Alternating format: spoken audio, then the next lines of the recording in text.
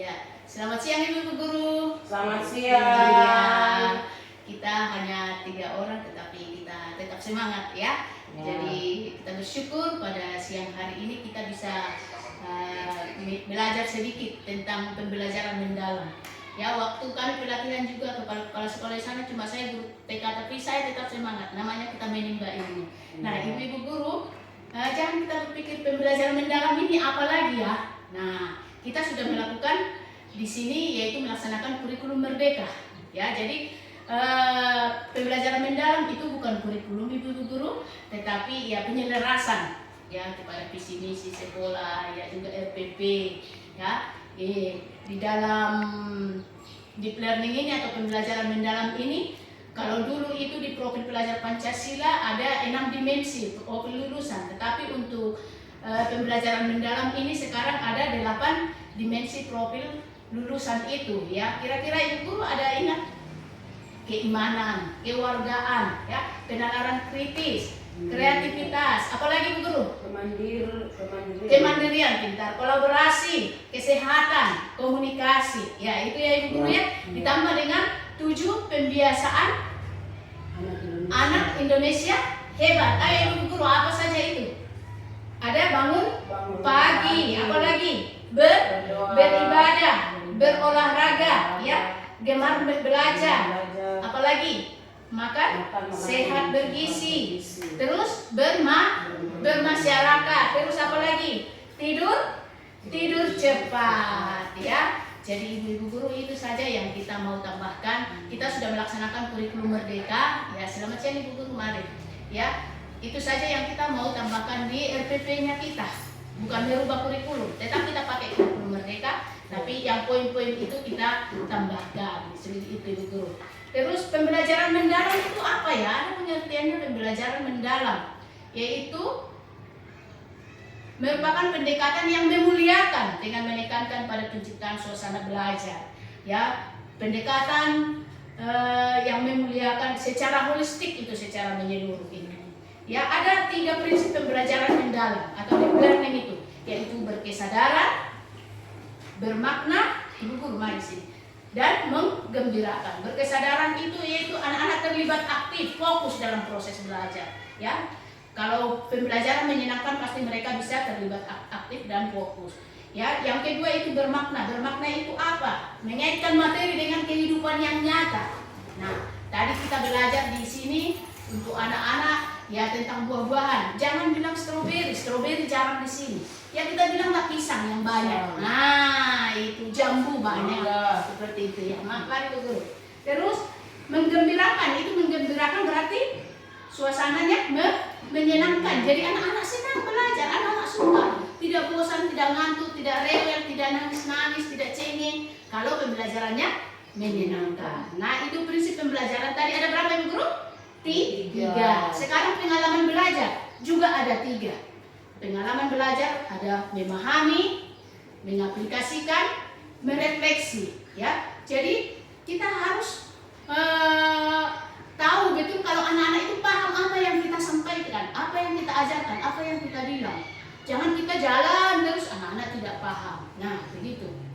Supaya mereka apa? Bisa mengaplikasikan dalam kehidupan sehari-hari. Nah, kita juga harus merefleksi anak-anak. Nah, setelah selesai, contohnya di akhir kegiatan atau di awal juga kita bisa refleksi dengan anak-anak. Kita tanya jawab, ya. Jadi saling bertukar pendapat dengan anak-anak. Biarpun anak-anak masih kecil, tapi mereka bisa juga mengeluarkan pendapat. Nah, 4 rangkaian pembelajaran di dalam pembelajaran mendalam, yaitu apa saja? Ada yang ingat?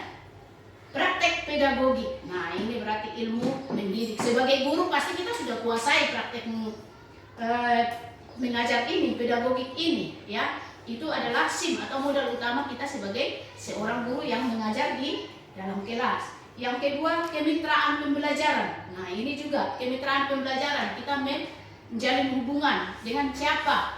Dengan pihak-pihak lain. Contohnya puskesmas, contohnya apalagi? Ya mungkin toko-toko, perusahaan-perusahaan dan lain-lain. Ya itu, ya guru. Di dinas. Iya, dinas pendidikan, sangat betul sekali. Terus lingkungan belajar, yang ketiga lingkungan belajar harus yang sesuai dengan anak-anak ya. Kalau kita di TK berarti mainan harus cukup baik di dalam maupun di luar kelas supaya menyenangkan, karena mereka belajar dari bermain itu, sambil bermain itu mereka belajar. Jadi lingkungan belajar ini harus yang sesuai dengan anak-anak, yang nyaman tentunya, yang nyaman untuk mereka bermain, nyaman untuk beraktivitas selama di sekolah, seperti itu. Terus yang keempat itu pemanfaatan digital. Ya, pemanfaatan digital jangan kita bilang oh TK jadi tidak usah. Tetap mungkin pakai HP, mungkin pakai YouTube, mungkin pengeras suara, mungkin infocus, mungkin laptop. Nah, seperti ibu-ibu guru yang sudah biasakan di sini ya, pakai laptop mengajar anak-anak itu sudah bagus. Atau pakai HP putar lagu. Jadi kita tidak suara kita lagi yang habis untuk mengajar mereka menyanyi, tapi bisa lewat lagu-lagu yang kita putarkan. Seperti itu ibu-ibu guru ya. Itu kalau kita menyusun LPP di kelas itu kita ingat terutama itu 8 dimensi profil lulusan itu dengan 7 kebiasaan anak Indonesia hebat ya. Terutama berolahraga itu tidak harus hari Jumat dulu baru berolahraga, tetapi setiap pagi kita harus olahraga. Di TK memang harus setiap pagi harus mereka gerak-gerak dulu, bersenang-senang dulu, nyaman dulu, baru kita mulai pembelajaran yang menyenangkan tentunya. Jadi terima kasih ibu guru sudah bisa datang pada siang hari ini, kita sama-sama belajar. Ada pertanyaan dari ibu guru? Di mana kira-kira yang kurang jelas? Ya ibu guru dia tadi ada keluar sebentar, ada urusannya ya. Ya. Jadi kita nanti ini terus berlanjut pertemuan kita di komunitas belajar yang ada di sekolah kita. Ya. Jadi kita terus sharing-sharing di komunitas belajar. Demikianlah video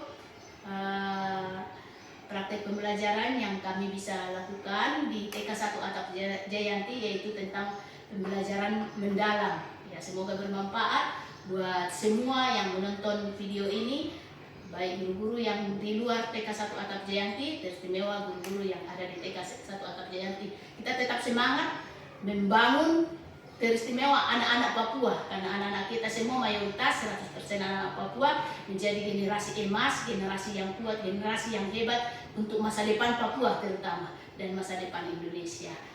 Terima kasih, selamat siang. Siang.